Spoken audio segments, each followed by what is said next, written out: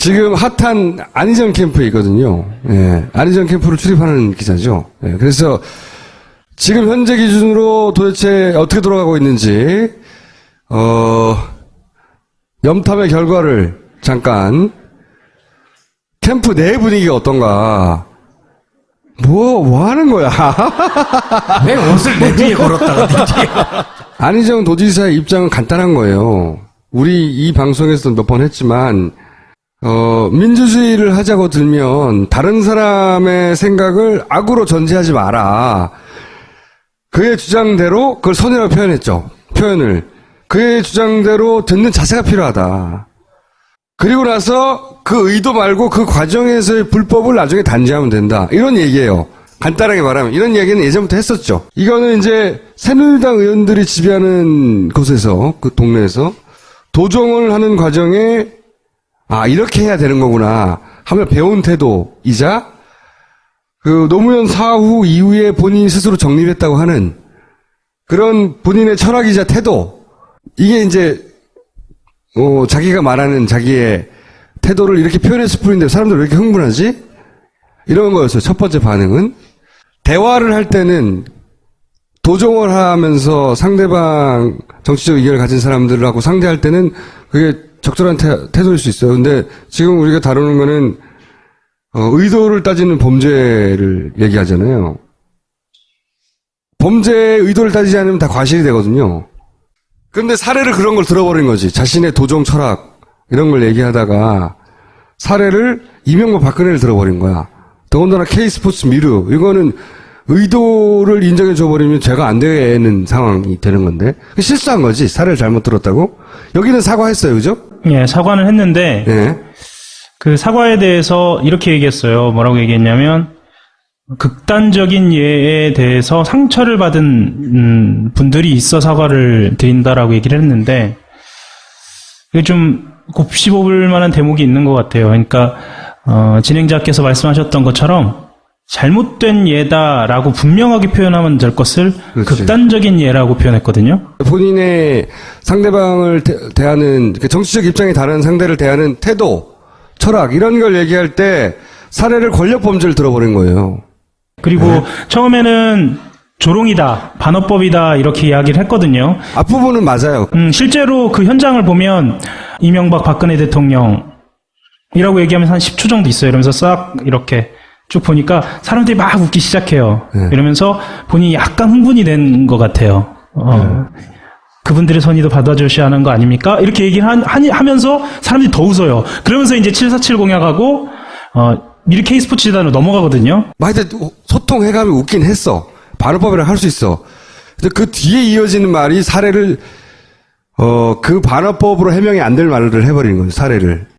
안희정 후보의 가장 핵심적인 참모로 윤태영 전 청와대 대변인이 있어요. 이 전 대변인이 무슨 책을 썼냐면 대통령의 말하기라는 책을 썼거든요. 그 대통령의 말하기라는 책은 제가 책 선전하는 것 같네요. 그 노무현 대통령의 화법에 대해서 이야기해요. 거기에서 반어법에 대해서도 실제로 등장을 하거든요. 그 반어법에 실패한 사례들도 등장을 해요. 그러면 그 반어법이 이 청중들한테 제대로 이해를 받지 못하면 어떻게 되는지에 대해서도 설명을 하거든요. 바로 이 상황이 그런 상황이라고 기자들은 받아들였어요. 왜냐, 웃는 사람도 있지만 불쾌한 사람도 있었거든요. 물론 웃는 사람은 자기 마음을 이해했으니까 웃었고, 불쾌한 사람은 자기 마음을 이해하지 못했으니까 불쾌했다라고 이야기하더라도 사실 마크맨 기자들 입장에서는 불쾌한 사람에게도 이 정치인의 발언은 책임이 있어야 하거든요. 그게 메시지고, 그래서 메시지 팀이 따로 있는 거고요. 그거에 대해서 지적을 하는 거고요. 그런데 거기에 대해서 하루 종일, 그 다음날이죠. 왜 내 진심을 알아주지 못하냐라고 이야기를 하는 건 사실은 데자뷰가 좀 있어요. 반기문 총장이 오자마자 한 이야기들 중에 가장 많은 이야기가 그 얘기였거든요. 내 진심을 알아주지 않는다고. 그렇죠. 그래서 캠프는 처음에는 이것은 대화법과 관련된 얘기고 오래된 철학이니까 문제될 거 없다라고 생각을 하고 있었는데 기자들은 그렇게 받아들이지 않았어요. 그리고 실제로 안희정 지사로 넘어온 기자들, 그러니까 마크를 바꾼 기자들이 있었고 저 같은 경우에도 반기문 전 총장을 이렇게 일부 며칠 따라다니다가 반 총장 그렇게 되고 이제 이쪽으로 넘어오면서 가는 곳마다 그렇게 하는 거야? 박원순 시장도 잠깐 했었는데요. 근데 후보를 없애버리는 기자예요. 아니 그렇지 않습니다. 이번에는 그래서 저는 늘 진심으로 걱정을 했습니다. 가는 곳마다 그 진심이 선인가? 일단 선의는 받아들여 주시고 본인은 억울하겠죠. 그런데 특별한 어젠다, 그러니까 대선 후보급의 어젠다를 가지고 승부를 보는 게 아니라 이렇게 내 진심을 몰라준다라고 언론이나 아니면은 거기에 대해서 항의하는 유권자 지지자들한테 언쟁을 하기 시작하면 이건 굉장히 불리한 본인 스스로한테 불리한 상황으로 가는 거죠. 말에 굉장히 고도의 추상성. 네. 그리고 그런 것 같아요. 이게 기존의 전통적인 질서가 있는데 나는 그걸 뛰어넘을 수가 있어. 뭐 이런 대단한 자신감. 뛰어넘어야 해도 있고요. 그리고 왜 나는 그렇게 하겠다는데 내 진심을 몰라줘? 뭐 이렇게 좀 원망하는 것까지. 사실 안희정 지사를 깊이 아는 사람들은 안 지사가 갖고 있는 어떤 헌신이라든가요. 2003년 이후에 본인이 이 참여정부에 대해서 갖고 있었던 마음, 헌신 이런 것들 때문에 지금 왜 그런지를 좀 이해를 하는 사람도 있어요. 특히나 옆에서 지켜보니까 노무현 전 대통령하고의 싱크로율이 굉장히 높아요. 예를 들면 복지에 대해서 이야기하면서 참여정부에서 발표했던 2030 계획이라든가 뭐 이런 거에 대해서 이야기하고 대연정의 완성에 대해서 이야기하고 최근에 꺼내들었던 그 남북 관계에 대한 이야기도 남쪽에 개성공단과 같은 역개성공단을 만들자라는 이야기까지 요소요소마다 참여정부가 이룩하지 못했던 어떤 역사적 과업들을 자기가 실현한다라는 그런 소명의식 같은 게 좀 있거든요. 문재인 전 대표는 친구지만 내가 큰아들이고 내가 완성할 거야. 이런 의식이 있어요, 실제로 소명의식이. 그리고 그러는 데 있어서 방법론, 대화, 그러니까 나와 정치적 입장을, 다른 사람을 상대하는 데 있어서 그 사람의 의도를, 선입견을 가지고, 혹은 나쁜 의도일 거라고 전제하지 않고, 열린 자세로 소통을 해야 대화가 되고 문제가 풀리더라. 예. 그래야 한다. 그런 경험과 그런 철학을 말한 거예요. 자기 도지사 예. 경험도 거기 있을 그렇죠. 거예요. 왜냐하면 도의회가 새누리당이 다수였잖아요. 계속. 의도는 따지지 말고 결과적으로 죄가 있으면 따지면 된다고 하는 게 여기서는 안 맞는 거죠. 의도를 따져야 죄가 나오는 경우니까. 실제로 박근혜 대통령한테 들어간 돈이 없지 않느냐 이런 식으로 얘기를 하는 그렇죠. 사람도 있잖아요. 그래서 살을 잘못 들었다고 하면 되는데 그것도 깔끔하진 않아요. 제가 보기엔. 잘못을 인정하고 사과를 하는 때는 아주 적절한 시기에 적절한 방식으로 해야 되는데 왜냐하면 억울함이 있어서 그래요. 자기는 나쁜 뜻으로 한 게 아닌데 억울함이 있는데 나는 억울할 거 아니라고 보는 게 그동안 본인의 언어가 본인이 가진 특징이 대중들에게 그런 생각을 하게 만들어 왔다는 거거든요. 여기서 빵 터졌을 뿐이지 이 한 번으로 사람들이 이렇게 반응하는 게 아니기 때문에 억울해할 게 아니고 뭔가 내 화법은 혹은 메시지를 재검토해야 되겠는 걸 이렇게 고민을 할 때지 억울할 때가 아니거든요. 그러니까 대연정이나 사드 배치 논란부터 축적돼 온 게 맞죠. 그리고 그거에 대해서 분명하게 입장을 정해야 할 때임에도 불구하고 모호하고 추상적으로 이야기하면서 사람들이 이게 뭐지 이렇게 생각하게 할 때가 많았거든요. 그래서 사실 이번 상황이 터진 거고요. 안 지사 쪽에서 가장 억울해한 지점이 이 지점이에요. 어떤 지점이냐면 여기서 얘기하는 것처럼 사례를 잘못 들었다라고만 얘기하면 바로 받아들였겠는데 본인은 선의에 대한 그러니까 대화법에 대해서 공격을 받았다라고 생각을 하는 거예요. 자기가 사료를 잘못 받았으니까 그것까지 공격을 당하는 거지. 네. 그런데 그럼에도 불구하고 이런 이야기 가지고 이렇게 공격을 전체적으로 대화법을 가지고 이야기를 하고 거기에 대해서 안희정 지사에 대해서 그것이 잘못됐다라고 이야기하는 상황 자체가 사실은 본인들한테 불리하다는 거를 조금 뒤늦게 깨달은 것 같아요. 한편으로는 난 좀 웃겨요. 우리나라 정치사에서 이렇게 이런 거 가지고 논쟁이 이런 적이 있었나. 선이야. 아니야, 나의 대화법일 뿐이야. 막 통섭만 나오고 손석희 사장이 통섭인가요? 이런 얘기 한다는 게 대선 후보하고 웃겼어요, 난. 웃겨서 재밌기도 했는데, 근데 저는 이게 이제, 그 캠프 내에 있는 착시도 영향을 줬다고 봐요. 뭐냐면, 이 급속도의 지지율 상승이 첫 번째로는 반기문의 공백 때문이고, 이건 주어진 조건이죠. 외부에서. 자기들이 만들어낸 게 아니에요. 또 하나는 보수의 뽐뿌질이 있어요. 분명히 있었어요. 종편에서 엄청난 뽐뿌질을 했어요. 그리고 세 번째가 애초에 안희정이 가지고 있는 자질이나 이미지나 또는 화법이나 이 세 가지가 합쳐진 거거든요. 근데 그 중에서 보수의 뽐뿌질 같은 건 인정하기 싫을 거예요. 그리고 애초에 안희정이 가지고 있는 자질, 이걸 크게 보겠죠. 하지만 골고루 작용한 거예요. 그게 크다고 믿고 싶은 게 아니고요. 그게 전부라고 생각을 하고 있죠. 그게 큰 착시를 불러일으키는 거죠. 그게 소신이라고 얘기를 하고요. 그러니까 그 소신이 드디어 사람들이 알아보고 나를 찾아주고 통했구나. 내가 오랫동안 그게 안 통했는데 이거는 착각이거든요. 여기서부터는 제 느낌을 말씀을 드리자면 그 선의로 대화하자라고 하는 데에서 이 선의는 참여정부 시절에 자기를 얘기하는 것 같기도 해요. 그러니까 참여정부 시절에 자기 그리고 싱크로율이 매우 높았던 동지죠. 노무현 전 대통령. 그 사람이 갖고 있었던 선의가 그 당시 받아들여지지 못했던 것. 그러니까 어떻게 보면 미래형은 아니죠.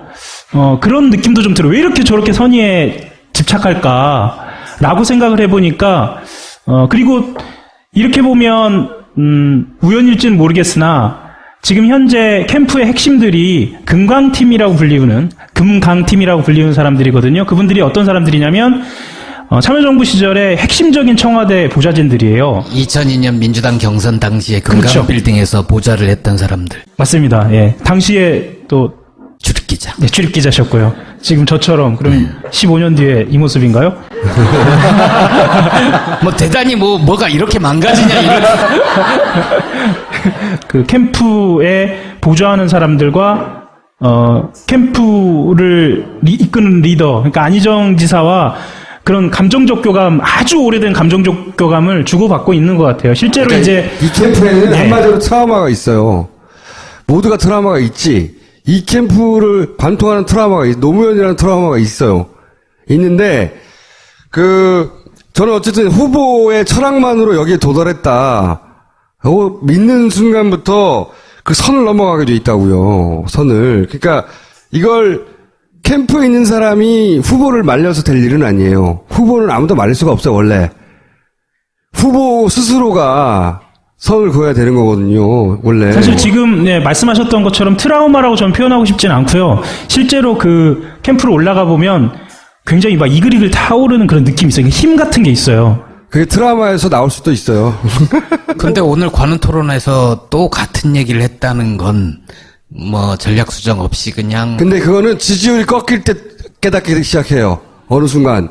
지지율이 올라갈 때는 절대 깨달을 수가 없어요.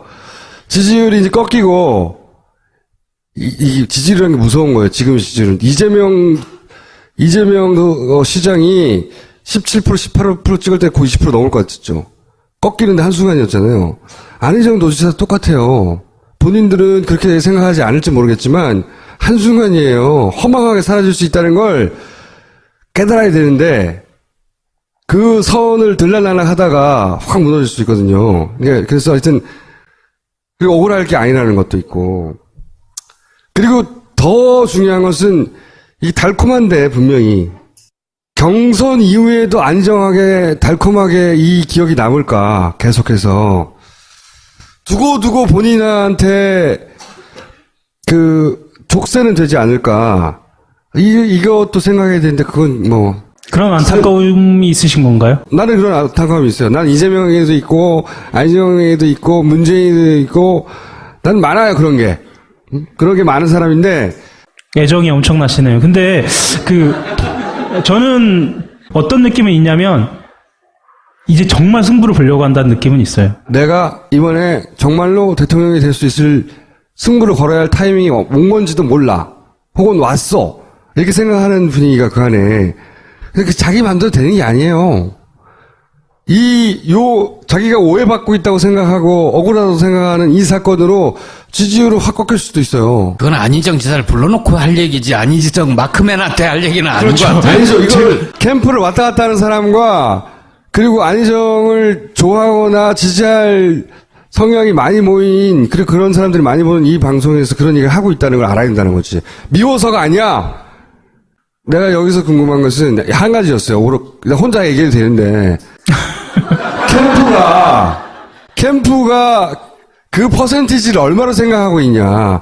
거기까지 도달하는데 이것이 철학이 드디어 먹혀서라고 생각하느냐? 아니면 다른 요인들도 다 감안하고 있느냐? 캠프의 객관성을 확인해 보고 싶었던 거죠.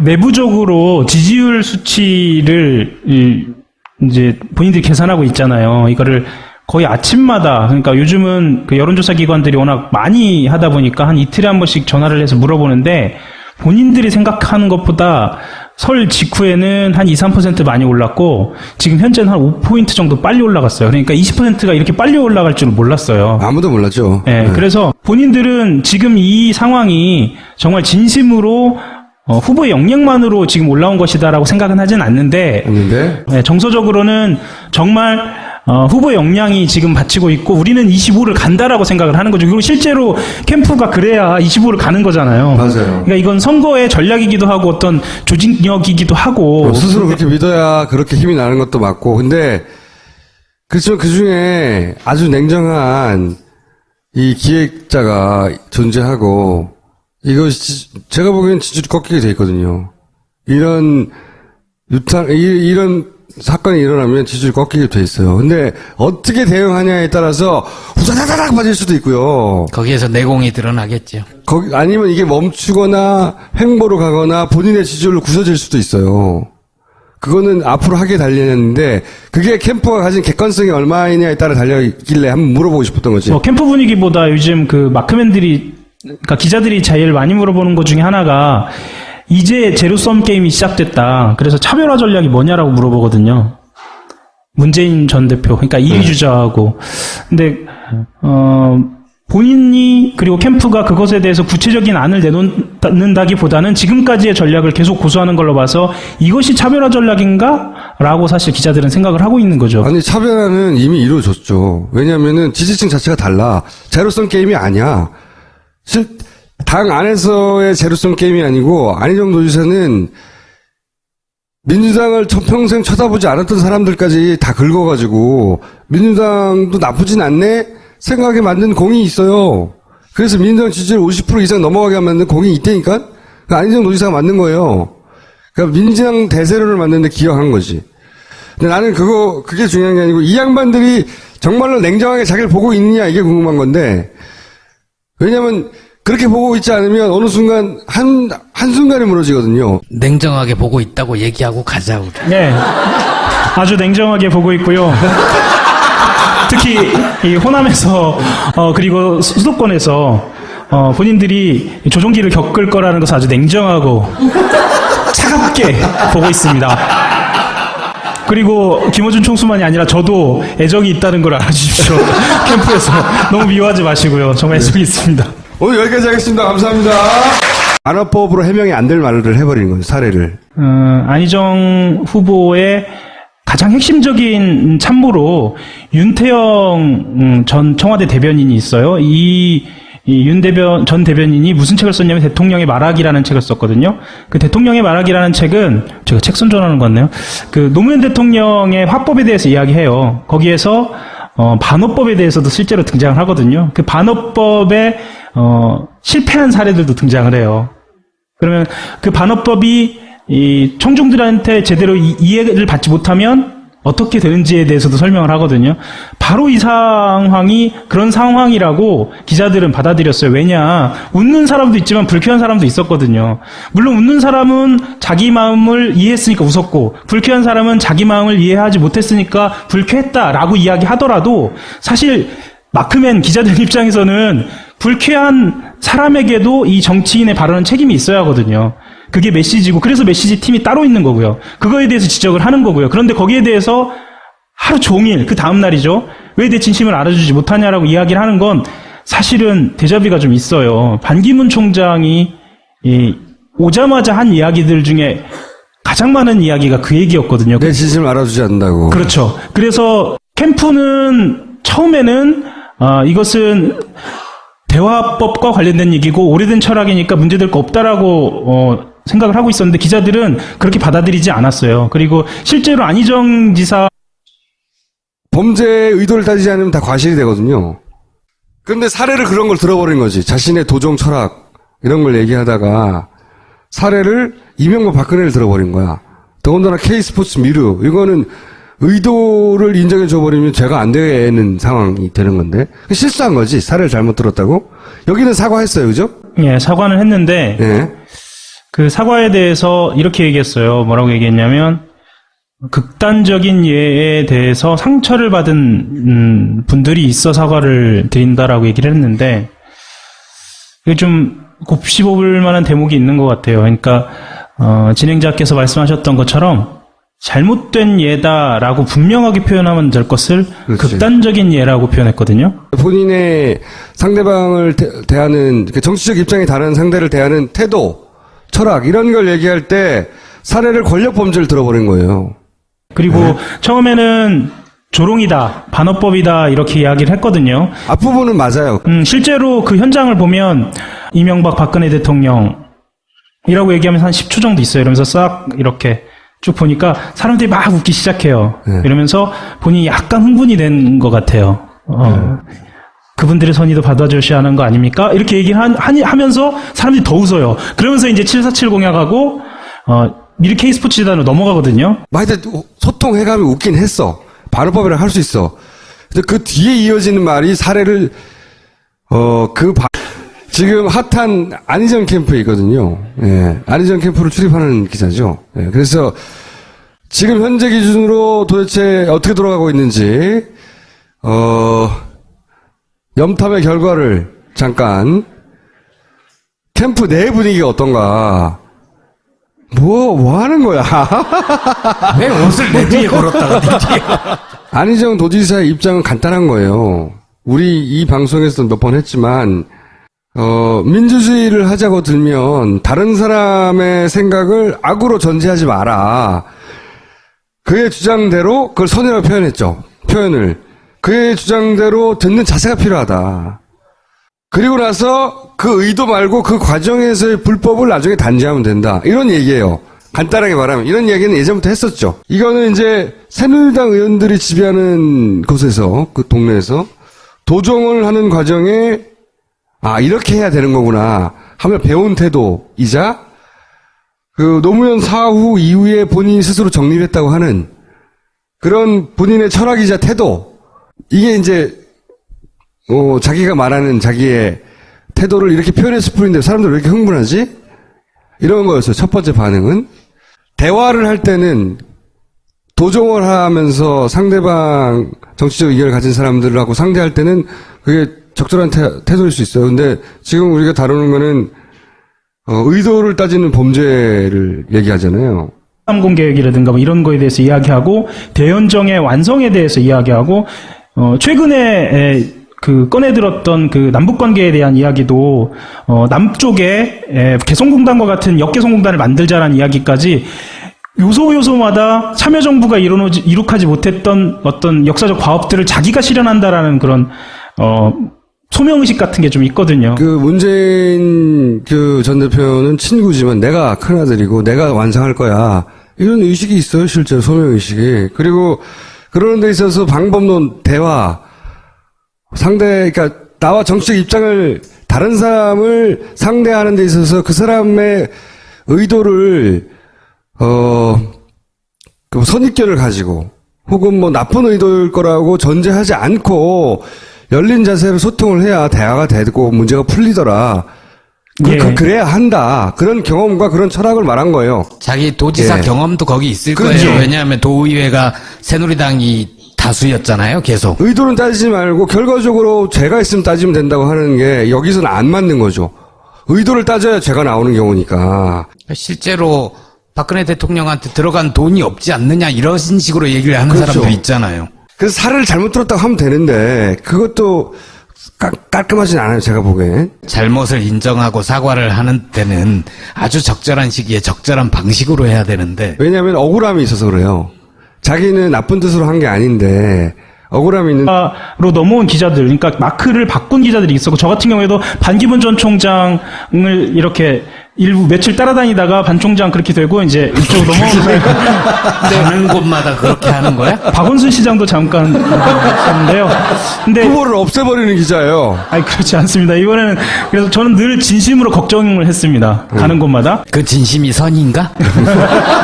일단 선의는 받아들여 주시고 본인은 억울하겠죠. 그런데 특별한 어젠다, 그러니까 대선 후보급의 어젠다를 가지고 승부를 보는 게 아니라 이렇게 내 진심을 몰라준다라고 언론이나 아니면은 거기에 대해 상의하는 유권자 지지자들한테 언쟁을 하기 시작하면 이건 굉장히 불리한, 본인 스스로한테 불리한 상황으로 가는 거죠. 말에 굉장히 고도의 추상성. 네. 그리고 그런 것 같아요. 이게 기존의 전통적인 질서가 있는데, 아, 나는 그걸 뛰어넘을 수가 있어. 뭐 이런 대단한 자신감. 뛰어넘어야 해도 있고요. 그리고 왜 나는 그렇게 하겠다는데 내 진심을 몰라줘?